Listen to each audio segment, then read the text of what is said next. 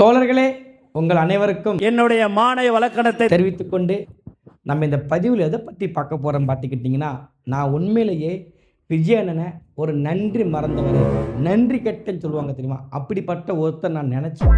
உண்மையிலே அப்படி தான் நினச்சேன். அவருக்கு வந்து எது மேலே பெருசாக விசுவாசம் கிடையாது, யாரையும் வளர்த்து விட்டவங்களே மதிக்கிறது கிடையாது. அவர் எப்போதுமே நான் அப்படி நினச்சிட்டு இருந்தேன். ஆனால் முதலாக அண்ணனும் ஒரு நன்றி உள்ள ஒரு மனுஷன்தான், நன்றியை மறக்க மாட்டார் அப்படின்னு நான் நினச்சிருக்கிறேன். அது இப்போ சமீபத்தில் அண்ணன் செய்த செயல்களை பார்க்கும்போது பரவாயில்லப்பா, இந்த மனுஷனை ஓரளவுக்கு காப்பாற்றுறதுக்கு இவரும் ஒரு நடிகராக நினச்சி பட்ஜெட்டை போட்டு நடுத்தெருவுக்கு போன தயாரிப்பாளர்களையும் அண்ணன் காப்பாற்றுறேன் அப்படிங்கிற ஒரு எண்ணம் இருக்குது தெரியுமா. அந்த மனசு தான் விஜய் அவர்கள். உண்மையிலேயே அதை உண்மையிலேயே பாராட்டுன்னு நான் நினைக்கிறேன். இது வஞ்ச புகழ்ச்சி கிடையாதுங்க, மனதால் பாராட்டுறேன். ஏன்னா அண்ணன் ஒரு நடிகராக ஏற்று, அண்ணன் நடிகராக அரவணைச்சி, அவரை வச்சு தயாரிப்பு நிறுவனம் ஒரு படத்தை எடுத்து ஒரு படம் சம்பளம் கொடுக்குன்னு வச்சுக்கோங்க, அது பெரிய விஷயம். என்னை பொறுத்த வரைக்கும் நான் பர்சனலாக ஃபீல் பண்ணுறேன். நான் அண்ணன் வந்து இன்றைக்கி நடிகராக கூட நான் பார்த்ததே கிடையாது, எப்போதுமே அப்படி தான். அப்படிப்பட்ட அண்ணனுக்கு பட வாய்ப்பு கொடுத்து தயாரிப்பு நிறுவனம் செலவு பண்ணி நஷ்டமான தயாரிப்பாளர்களுக்கு இன்று அரசவையில் பொறுப்பு கொடுத்துருக்காரு தெரியுமா. அந்த செயல்களை பார்க்கும்போது நான் வியந்து போகிறேன். அப்படி யாருக்கெல்லாம் பொறுப்பு கொடுத்துருக்காருன்னு பார்த்துக்கிட்டிங்கன்னா, ஜனநாயகன் அண்ணனுடைய கடைசி இறுதி படம். இதுக்கு பிறகு அண்ணன் நடிக்கவே மாட்டார், முடிஞ்சு போச்சு. அண்ணனுடைய சினிமா வாழ்க்கை முடிச்சு வைக்கப்பட்டது. யாராலும் பார்த்துக்கிட்டிங்கன்னா வெங்கட நாராயணன். அந்த வெங்கடாசலபதிக்கு நன்றி சொல்கிற மணிக்கு இந்த வெங்கட நாராயணனுக்கு வெந்து தணிந்தது காடு, உங்கள் அப்பா அம்மாவனை வெங்கட நாராயணனுக்கு ஒரு வணக்கத்தை போடுன மாதிரி கடைசி படத்தை வினோத்தனை செம்ம சிறப்பாக பண்ணிட்டீங்க. கடைசி படத்தை கடைசியாக ஒரு ஃபெயிலியர் அப்படின்ற மாதிரி கடைசி ஒரு ஃபெயிலியர் கொடுத்துட்டு அண்ணன் விலகியிருக்காரு. தமிழ் சினிமா விட்டு மனதார வாழ்த்துக்கள், பாராட்டுக்கள். திருப்தியாக இருக்கனாலாம் வந்து தமிழ் சினிமா தப்புச்சிருச்சு அப்படின்னு சொல்லணும். அந்த ஜனநாயகன் படத்தினுடைய தயாரிப்பாளர் வெங்கட நாராயணன் அவர் வந்து யாருக்குன்னு நமக்கு தெரியும். தமிழ்நாடு அரசின் டெல்லி சிறப்பு பெருநிதி. நம்ம தமிழ்நாட்டில் யாரும் கிடையாதுல்ல, ஐயோ பாவம். தமிழ்நாட்டில் யார் இருக்கா டெல்லிக்கு நமக்காக பேசுகிறதுக்கு? ஆளே கிடையாது. அதனால தான் அண்ணன் கர்நாடகாவில் இருந்து ஆளை கூட்டு வந்து ஜனநாயகன் படத்தினுடைய தயாரிப்பாளர்.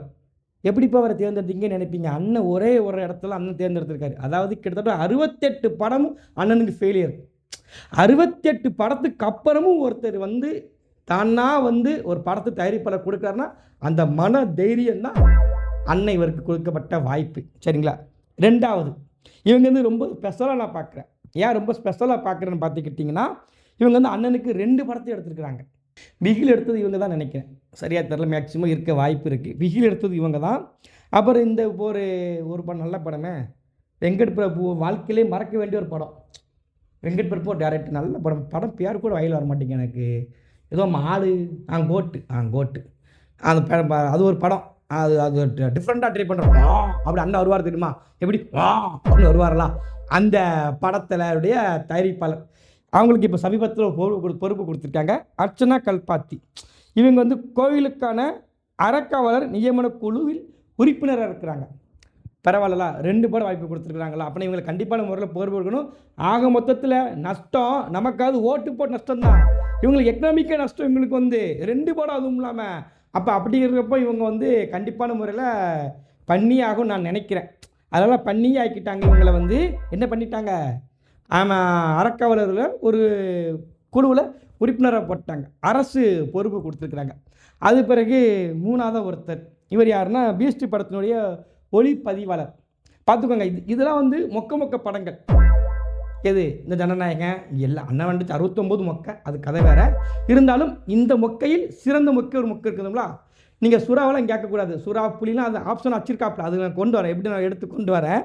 இதில் வந்து பீஸ்ட்டு, இந்த பீஸ்ட்டு பார்த்துக்கிட்டிங்கன்னா அந்த படத்தை பார்த்துக்கோங்க.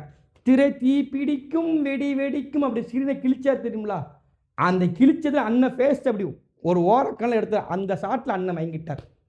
எப்படி போய் என்னையும் அழகாக காமிச்சிருக்கேன் நீ அப்படி அந்த மயக்கத்தில் இந்த ஒளிப்பதிவாளருக்கு என்ன பொறுப்புனா தமிழக அரசின் திரைப்பட பயிற்சி நிறுவன தலைவர்.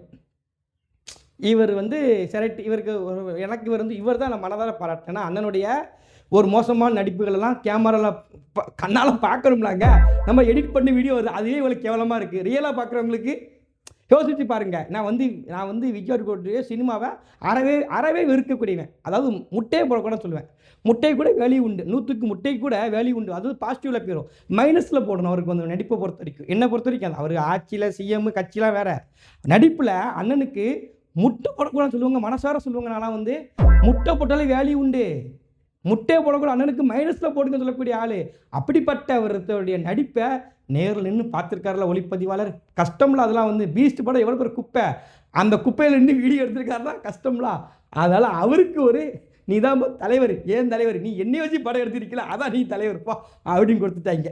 அப்புறம் ஒருத்தர் மாமா இருக்கார். சரி, ஆமாம் அண்ணன், அது யாருங்க, நம்ம ஜெகதீஷ் மாமா, ஜெகதீஷ் பழனிசாமி. இவர் ரொம்ப விஜய்க்கு எல்லாமே. தூணாக இருப்பார், துரும்பாக இருப்பார், சட்டையாக இருப்பார், எறும்பாக இருப்பார், சோறாக இருப்பார், ஏசியாக இருப்பார், ஃபேனாக இருப்பார்.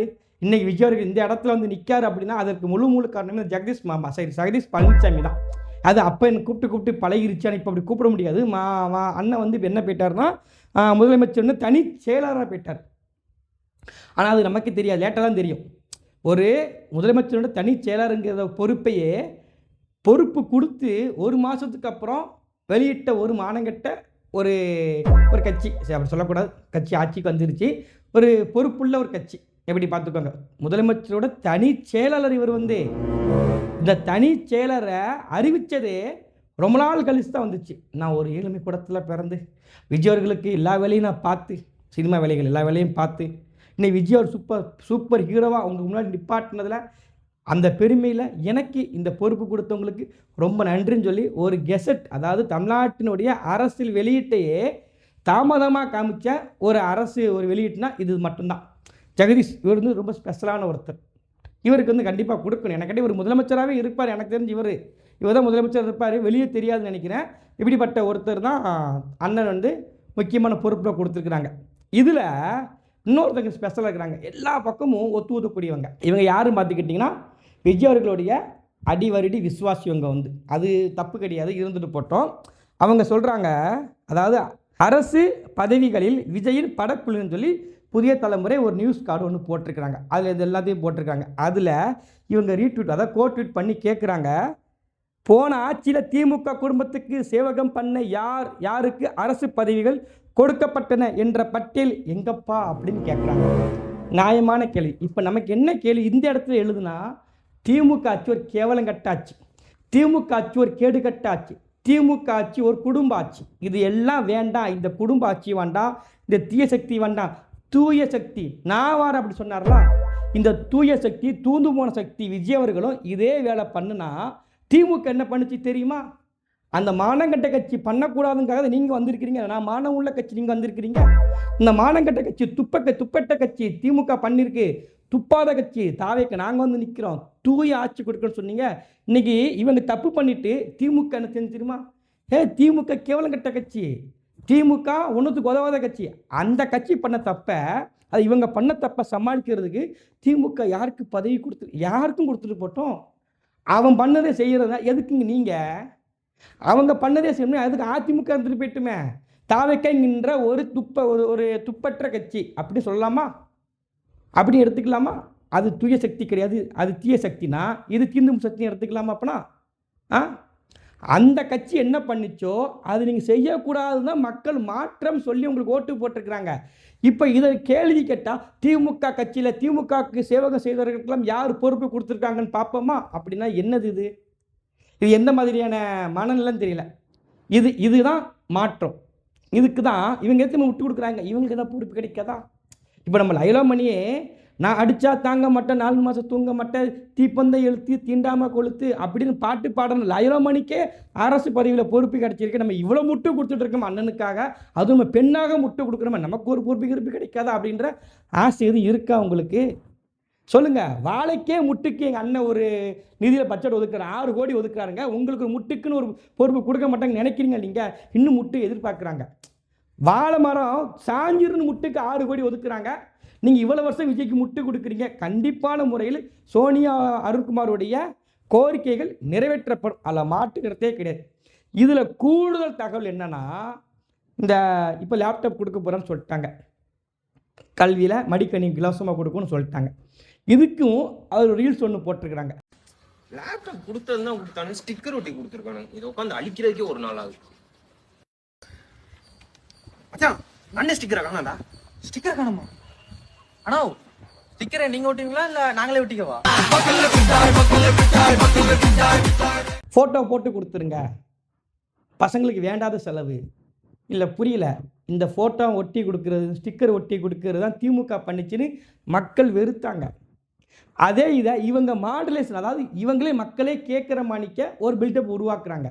எங்களுக்கு வேண்டாங்க, விஜய் ஃபோட்டோ வேண்டாம், உண்மையிலே சகிக்க மாட்டேங்கி, வேறு வழி இல்லை. நீங்கள் ஒட்டிட்டீங்க, நீங்கள் இன்றைக்கி ஒரு முதலமைச்சர் இருக்கீங்க, நாலுலேருந்து ஃபோட்டோ வச்சுருக்கீங்க, அவ்வளோதான். அதுக்காக உங்கள்கிட்ட அதிகாரம் வந்து நான் 5 வருஷத்துக்கு தான், 5 வருஷத்துக்கு தான், நிரந்தரம் கிடையாது. இது வந்து ஆணவத்தை ஆடுவாங்கன்னு சொல்லுவாங்க தெரியுங்களா, ஆணவத்தை ஆடிட்டு இருக்காங்க. அதுவும் குறிப்பாக விஜய் சொன்னார், ஊரா வீட்டு நெய்யில உங்க வீட்டுக்கு ஸ்வீட் செய்யாதீங்க.